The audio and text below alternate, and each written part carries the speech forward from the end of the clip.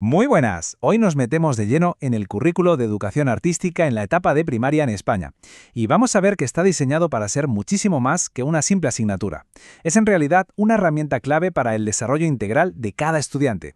Para empezar, vamos a plantear una pregunta que yo creo que es la clave de todo esto. ¿El arte en el cole es un complemento, algo extra que está bien si hay tiempo, o es de verdad una parte fundamental de la educación?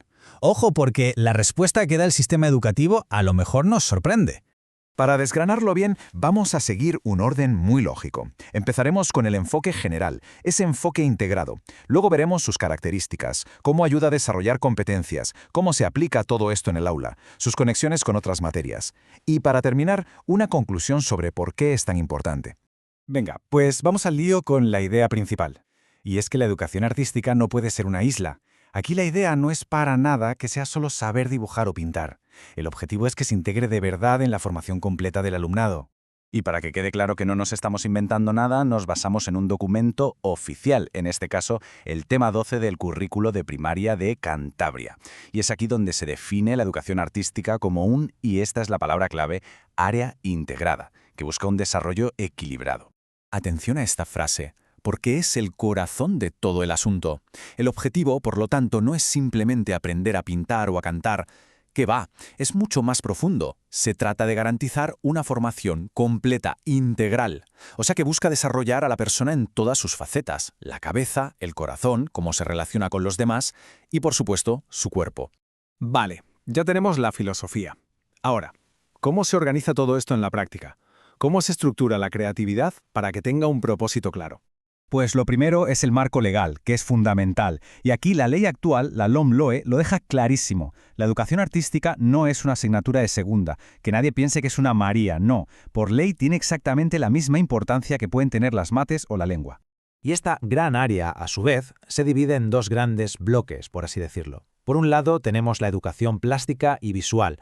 Vamos, todo lo que tiene que ver con la vista y con crear cosas con las manos. Y por otro lado, el bloque de música y danza, que ya se centra en el oído, en el ritmo, en la expresión a través del cuerpo. Mirad, esta lista es un resumen perfecto de por qué se insiste tanto en lo de formación integral. Y es que el arte no toca solo una tecla, toca todas estas a la vez.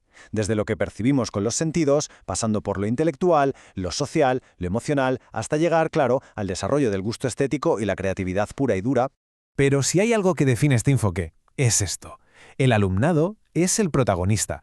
No se trata de que se sienten a escuchar y ya está, sino de que se pongan manos a la obra, que sean protagonistas activos de lo que crean.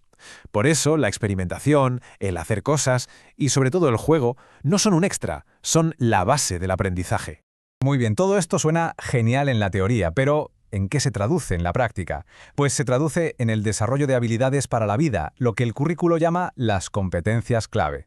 Fijaos, el arte ayuda a desarrollar todas las competencias, pero donde pega más fuerte, donde su contribución es mayor, es en la de conciencia y expresión culturales.